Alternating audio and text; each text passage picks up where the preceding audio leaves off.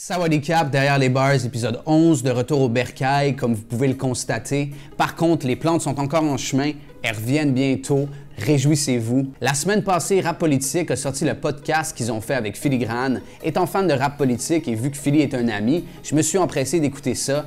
Conversation assez captivante, Filigrane est éloquent et articulé comme à son habitude. Allez checker ça si vous n'avez pas encore écouté. Pour l'occasion, tel un opportuniste sans vergogne, je me suis dit que j'allais revisiter un extrait d'un track que Philly et moi, on a enregistré en 2014. Le track s'appelle Satoshi Nakamoto et justement, l'extrait en question concerne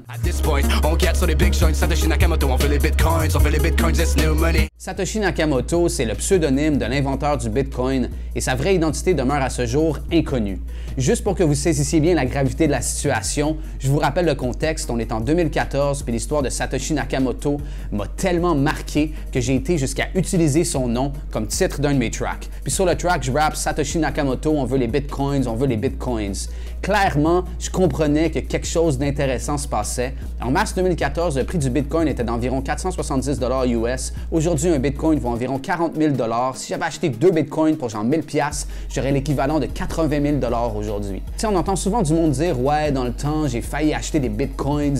Si seulement je l'avais fait, aujourd'hui, je serais riche. » Mais il y a quelque chose d'encore plus tragique dans le fait que j'ai été jusqu'à appeler un track Satoshi Nakamoto puis que je rappe à propos du bitcoin dans mon verse. J'ai actually immortalisé la plus grande opportunité financière manquée de ma vie. Je peux même pas aspirer à un oubli sélectif. Ce verse-là sera toujours là pour me rappeler à quel point je suis passé proche de capitaliser sur la plus grosse passe de cash de ma vie. C'est cruel. Par contre, au-delà de la question purement monétaire, de l'avarice et de la spéculation quant à savoir si le bitcoin va un jour devenir un moyen d'échange viable et remplacer le dollar en tant que monnaie de réserve mondiale, il y a une question encore plus intéressante. Qu'est-ce que l'argent?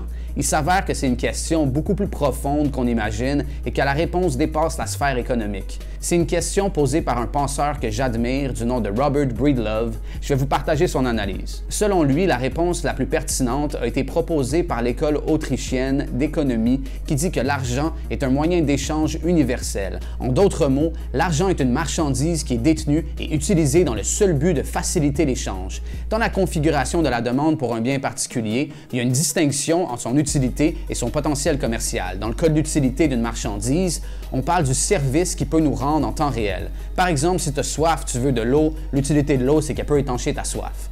Alors que le potentiel commercial, c'est l'attente d'un échange futur, c'est-à-dire que d'autres personnes voudront cet actif à l'avenir pour l'échanger contre ce qu'elles possèdent.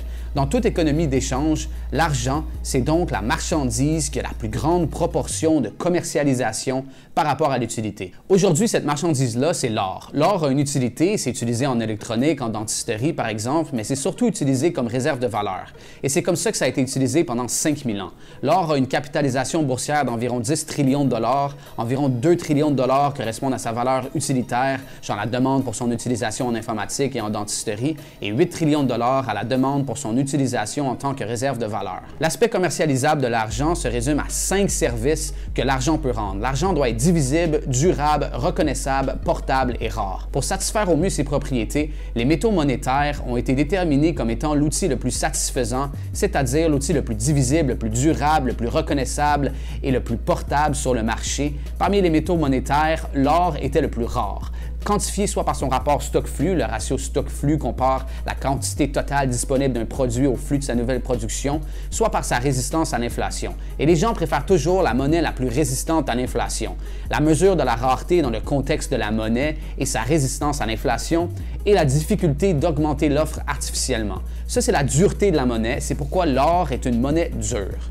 On pense généralement que la rareté est strictement une propriété de l'offre, genre s'il n'y a pas une abondance de quelque chose, c'est rare, mais pas nécessairement.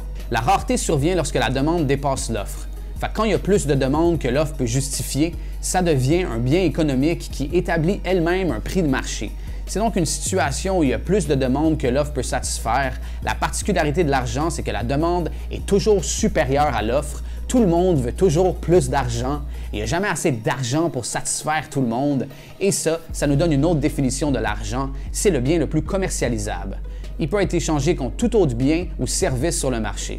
Les humains étant ce qu'ils sont, on n'est jamais satisfait, on veut toujours plus de quelque chose, peu importe ce que c'est. Donc l'argent, en tant que gage ultime pour obtenir ce quelque chose qu'on veut, est toujours rare.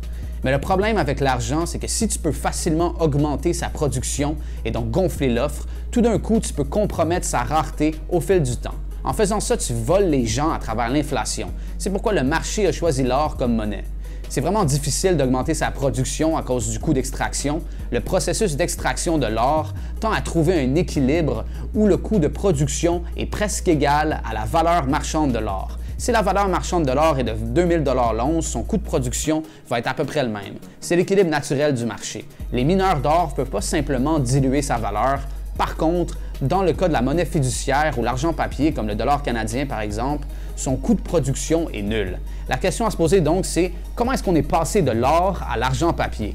La vérité, c'est que les métaux monétaires, incluant l'or, sont excellents pour conserver leur valeur dans le temps, mais ils sont limités en termes de portabilité. Tu sais, l'or, c'est lourd et encombrant, c'est difficile à transporter, donc c'est pas l'idéal pour déplacer la valeur à travers l'espace. On en arrive encore une fois à une autre définition de la monnaie, un dispositif social pour déplacer la valeur dans l'espace et le temps. Pour remédier au fait que l'or est difficile à transporter, l'or a été progressivement stocké et centralisé dans des entrepôts de moins en moins nombreux. Parce que l'or est associé à des économies d'échelle, plus tu accrois la quantité de production, plus le coût unitaire de la production baisse. Quand tu centralises l'entreposage de l'or, le propriétaire de l'entrepôt peut émettre un reçu papier qu'on appelle un reçu d'entrepôt qui représente une certaine quantité d'or. Avec ces reçus-là, les participants au marché peuvent échanger les reçus comme si c'était de l'or et chaque participant a la possibilité à tout moment de racheter de l'or réel dans l'entrepôt. Ce système-là fonctionne bien, mais le problème, c'est qu'il a introduit la nécessité de faire confiance au propriétaire de l'entrepôt si cet entrepôt-là choisit d'augmenter l'offre de billets de banque au-delà de la quantité d'or qu'il possède. Donc, s'il y a 3 tonnes d'or, mais qu'il émet 6 tonnes de reçus en papier, tout à coup, il participe à une fraude. Il ment. Il prétend avoir plus d'or qu'il y en a réellement. Et c'est cette situation-là qui a mené à l'établissement du système bancaire et aux banques centrales. On avait besoin d'un système pratique pour corriger le défaut de portabilité de l'or. On devait être en mesure de déplacer sa valeur à travers l'espace. L'or fait un excellent travail pour déplacer sa valeur dans le temps, mais pas dans l'espace. L'argent papier nous a donné la capacité de déplacer la valeur dans l'espace, mais elle a introduit un vecteur d'attaque pour les propriétaires ou opérateurs d'entrepôts qui sont devenus des banques et qui sont devenus des banques centrales pour modifier l'offre en fonction de leur propre agenda politique. Ce qui est drôle, c'est que les banques centrales ont initialement été établies pour être les gardiens de l'or. Leur mission, c'était de conserver l'or, émettre de l'argent papier pour représenter la quantité d'or détenue, puis tu pouvais avoir confiance que la banque centrale avait suffisamment d'or en réserve, comme elle le disait. Fait qu'on a cessé de faire confiance à un processus de libre marché fondé sur l'or et on a commencé à faire confiance à la Banque centrale. Cette institution-là n'existerait pas si la portabilité de l'or était vraiment élevée. Si on avait pu envoyer de l'or par des canaux de télécommunication, on n'aurait pas eu besoin de la Banque centrale. Tout le monde aurait pu conserver son or sur n'importe quel support d'information et on aurait pu téléporter l'or dans le monde entier à tout moment. Bref, la Banque centrale existe à cause de ce défaut technologique de l'or, le fait que l'or est difficile à transporter et devenu un problème plus important au fur et à mesure du processus de mondialisation. Pour pouvoir échanger sur les marchés financiers internationaux, on avait besoin d'argent qui pouvait se déplacer rapidement dans l'espace. C'est comme ça que les banques centrales sont devenues l'institution dominante dans le monde. Et je vous passe ces détails, mais les banques centrales n'ont pas respecté leur mandat. Elles se sont mises à émettre plus d'argent papier que les réserves d'or qu'elles possédaient.